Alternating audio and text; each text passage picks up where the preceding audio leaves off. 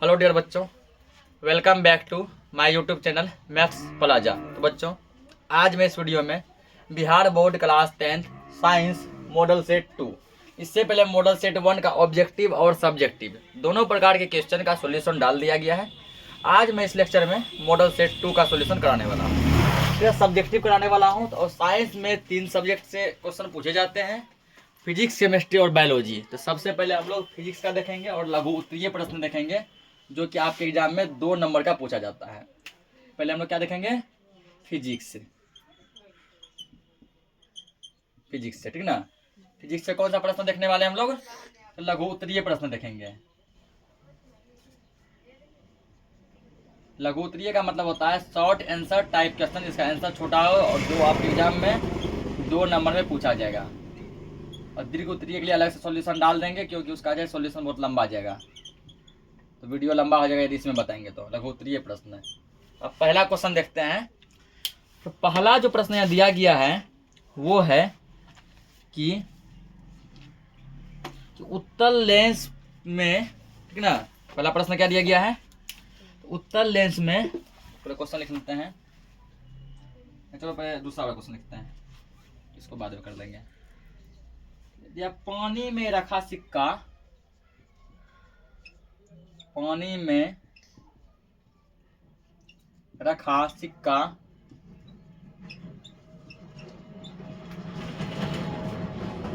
उठा हुआ दिखता है, उठा हुआ दिखता है,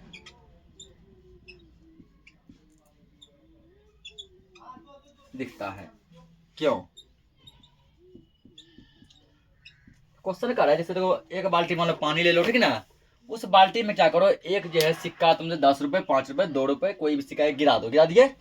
तो वो सिक्का क्या होता है, बाल्टी के पेंदे में जाके बैठ जाता है ना। जब हम लोग उसको ऐसे बाल्टी में से देखते हैं, हमको लगता है कि सिक्का थोड़ा उठा हुआ है। सिक्का थोड़ा क्या है? उठा हुआ है। यानी पानी में रखा हुआ सिक्का हमको थोड़ा उठा हुआ दिखता है।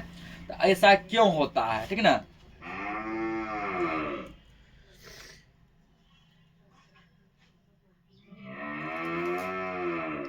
ठीक, तो ऐसा क्यों होता है? पानी में रखा हुआ सिक्का हमको उठा हुआ क्यों दिखता है, ठीक ना।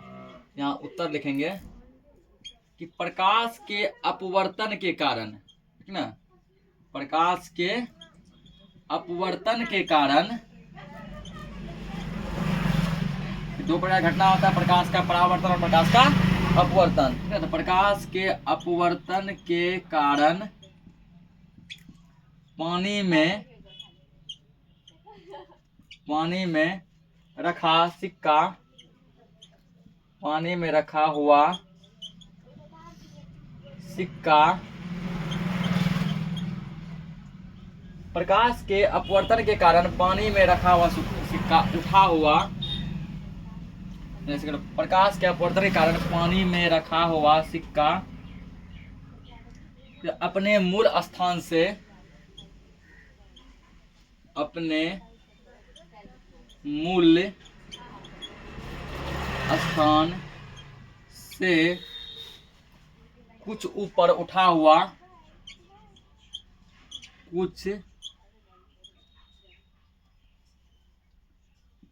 अपने मूल स्थान से कुछ ऊपर उठा हुआ दिखाई देता है,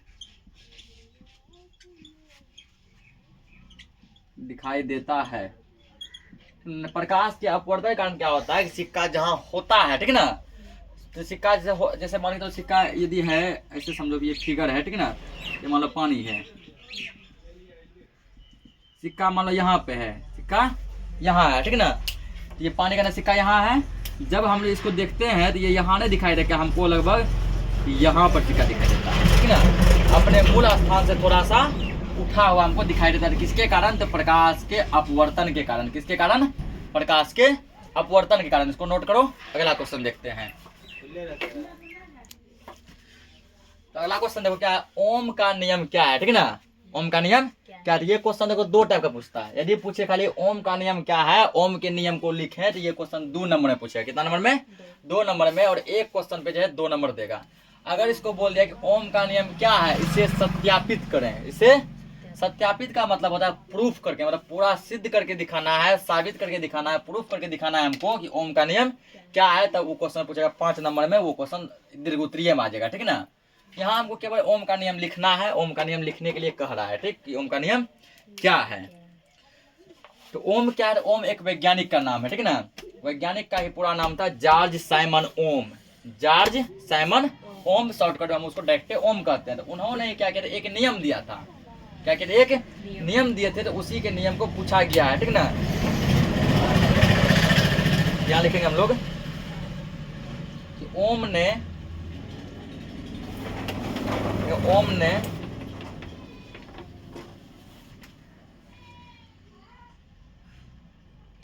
डायरेक्ट से ओम का नियम लिखो, देखो यहाँ पे किसी चालक के ताप में यदि किसी चालक के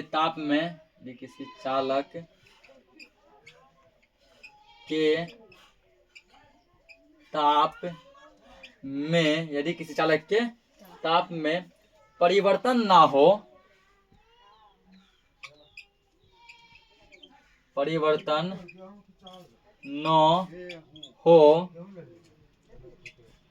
तो उसमें प्रवाहित, तो उस चालक में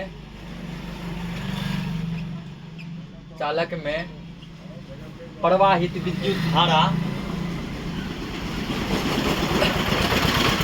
उस चालक में प्रवाहित विद्युत धारा उसके सिरों के बीच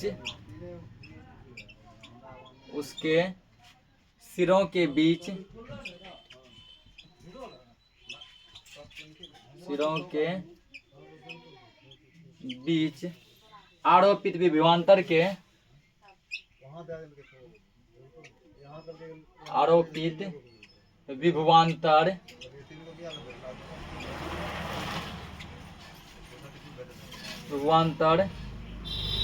का यदि किसी चालक के ताप में परिवर्तन ना हो, तो उस चालक में प्रवाहित विद्युत धारा उसके सिरों के बीच आरोपित विभवांतर का सीधा समानुपाती होता है, सीधा समानुपाती होता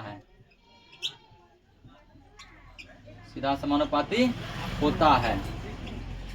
समझाते हैं क्या कह रहा है, होता है, यही है ओम का नियम, ठीक है ना। इसे ही ओम का नियम कहते हैं, इसे ही ओम का नियम कहते हैं,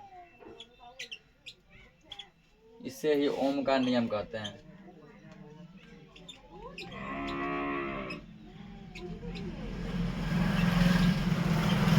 तो यहाँ क्या बोला गया अब कि किसी चालक के ताप में परिवर्तन ना हो, तो चालक का मतलब था तार, चालक का मतलब तार यानी बिजली का तार, उसके ताप में यदि परिवर्तन नहीं है, मतलब कहने का मतलब जितना टेम्परेचर, जितना तापमान है उतना सेम रहे, ठीक ना, न ताप घटे न बढ़े। तो उस चालक के बीच प्रवाहित विद्युत धारा का मतलब करेंट, ठीक ना, उस तार में जो करेंट जा रहा है, वो करेंट जो है उस तार के सिरों के बीच, जैसे मतलब तार है, ठीक ना, ये पहला सिरा हो गया, ये दूसरा सिरा हो गया, इसके बीच जो विभवांतर लगता है, विभवांतर को भी लिखते हैं, ठीक ना, उसका सीधा समानुपाती होता है। करंट को लिखते हैं आई, विद्युत धारा क्या लिखते हैं, आई, विद्युत धारा को आई, विभवांतर को भी, ठीक ना, विभवांतर को भी, विद्युत धारा को आई, उसका क्या होता है, समानुपाती होता है। यानी कि ये बोला कि आई यानी विद्युत धारा जो है ना, वो समानुपाती है भी का, भी मतलब विभवांतर, भी मतलब विभवांतर समानुपाती है। यानी हो जाता है आई बराबर भी आर, समानुपाती हटाए तो बराबर में आ गया, ठीक ना, समानुपाती हटाए क्या आ गया, बराबर में आ गया। एक मिनट, आई बराबर भी समान बताइए, भी बराबर आई आर, ठीक है ना। क्या प्रवाहित विद्युत धारा उसके सिरों के बीच विभवांतर का सीधा समानुपाती होता है, यानी कि भी जो है ना वो समानुपाती होता है आई का, उल्टा हो गया था, भी किसके समानुपाती है, आई का। तो भी जब ये हटाएंगे समानुपाती तो यहाँ पे आर आएगा एक स्थिरांक, भी बराबर आई आर, यही है ओम का फॉर्मूला, ठीक ना, भी बराबर आई आर, ये है ओम का फॉर्मूला। जहां पर देखो आर क्या आ जाएगा, जहां आर क्या है, तो आर है यहाँ पे तुमको, आर क्या है, नियतांक है जिसे चालक का प्रतिरोध कहते हैं, ठीक ना। तो आर एक नियतांक है, यह एक नियतांक है।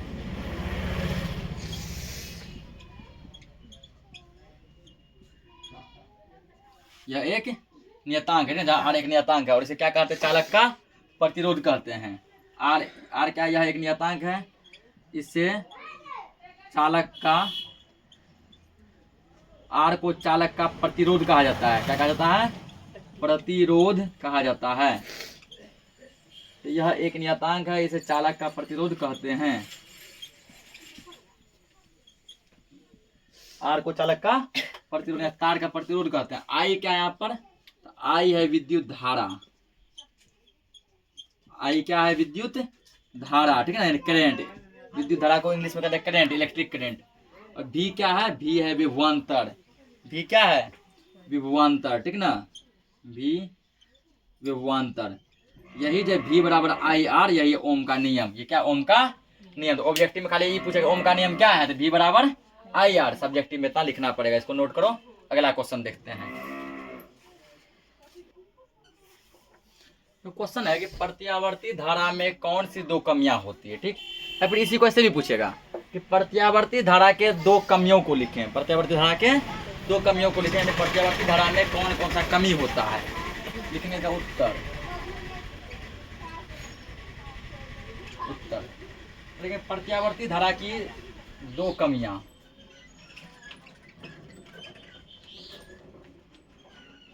प्रत्यावर्ती धारा की दो कमियां, ठीक ना। पहला लिखो, पहला क्या है, तो पहला है प्रत्यावर्ती धारा से कौन कौन सा तो दो कमी है, तो प्रत्यावर्ती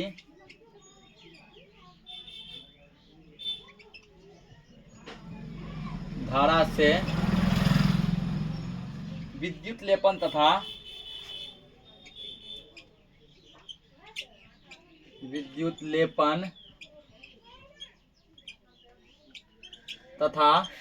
प्रत्यावर्ती धारा से विद्युत लेपन तथा बैटरियों का आवेशन नहीं किया जा सकता है, तथा बैटरियों का आवेशन नहीं किया जाता है, नहीं किया जा सकता है।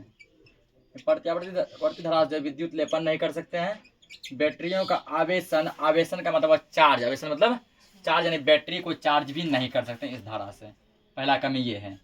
दूसरा कमी क्या है, दूसरा कमी है कि इस धारा से विद्युत विश्लेषण नहीं किया जा सकता है। प्रत्यावर्ती धारा से, प्रत्यावर्ती धारा से विद्युत विश्लेषण, प्रत्यावर्ती धारा से विद्युत विश्लेषण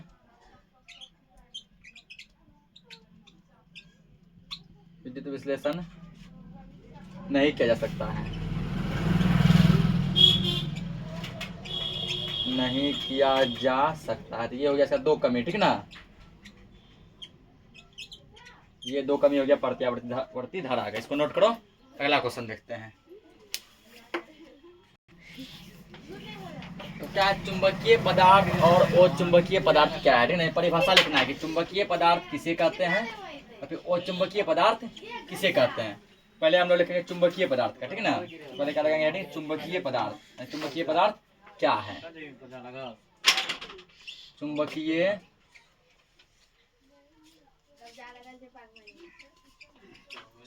पदार्थ,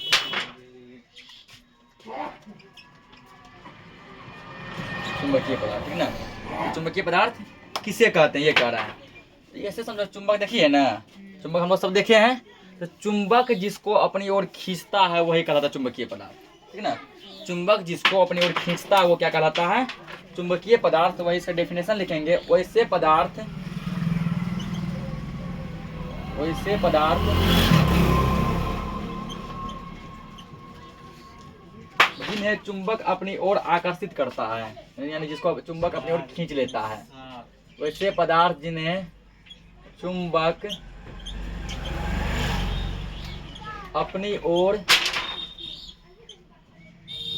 अपनी ओर आकर्षित करता है, वैसे पदार्थ जिन्हें चुंबक अपनी ओर आकर्षित करता है उसे चुंबकीय पदार्थ कहते हैं। वैसे पदार्थ जिन्हें चुंबक अपनी ओर आकर्षित करता है उससे चुंबकीय पदार्थ कहते हैं। चुंबकीय पदार्थ कहते हैं। जिस पदार्थ को चुंबक अपनी तरफ खींचेगा, ठीक ना, जिस पदार्थ को चुंबक अपनी तरफ खींचेगा वही क्या कहलाता है? चुंबकीय पदार्थ। तो चुंबक किसको किसको खींचता है? तो लिखेंगे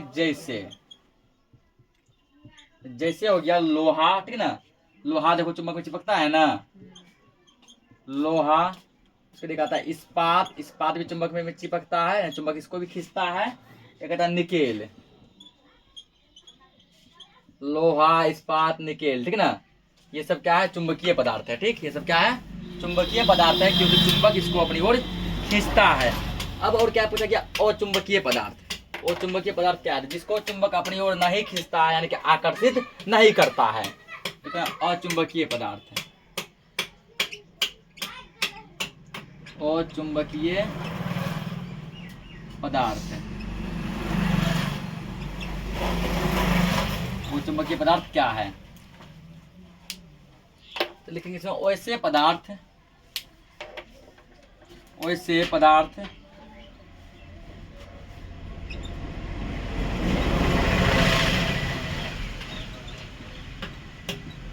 पदार्थ जिन्हें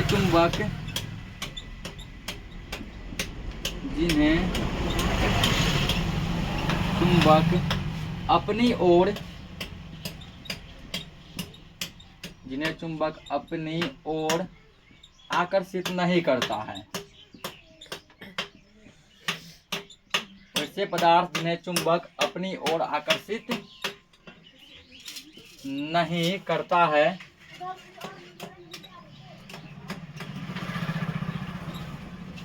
नहीं करता है उससे वो चुंबकीय पदार्थ कहते हैं। जिसको चुंबक अपनी तरफ नहीं खींच पाया वो कहलाता है अचुंबकीय पदार्थ। उससे अचुंबकीय पदार्थ कहते हैं। अब देखो जैसे, यानी कौन कौन सा ऐसा पदार्थ है जिसको चुंबक अपनी तरफ नहीं खींचता है? तो बहुत ऐसे पदार्थ है जिसको नहीं खींचता है, ठीक है ना, जैसे प्लास्टिक, कागज, लकड़ी, ठीक है ना। तो मान लो पहले प्लास्टिक,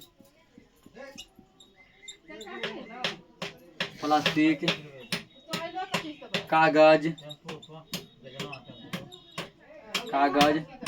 लकड़ी, ठीक ना, लकड़ी, पीतल, ठीक ना, ये सब क्या है? ये सब चुंबक नहीं चिपकता है। कागज, पीतल, लकड़ी से चुंबक नहीं चिपकता है। तो ये सब हो गया तुमको क्या? ये सब हो गया अचुंबकीय पदार्थ। ये सब क्या हो गया? अचुंबकीय पदार्थ ये सब हो गया, ठीक ना। तो फिजिक्स का टॉपिक क्वेश्चन करा दिए हैं, ठीक। यदि अभी केमिस्ट्री मान लो इसमें स्टार्ट करेंगे तो पूरा क्वेश्चन हो नहीं पाएगा, वीडियो लंबा बन जाएगा, ठीक ना। तो केमिस्ट्री बच गया, इसको बायोलॉजी बच गया। तो केमिस्ट्री और बायोलॉजी का क्वेश्चन आंसर हम लोग कल करा देंगे। तो मिलते हैं अगले लेक्चर में, तब तक के लिए जय हिंद।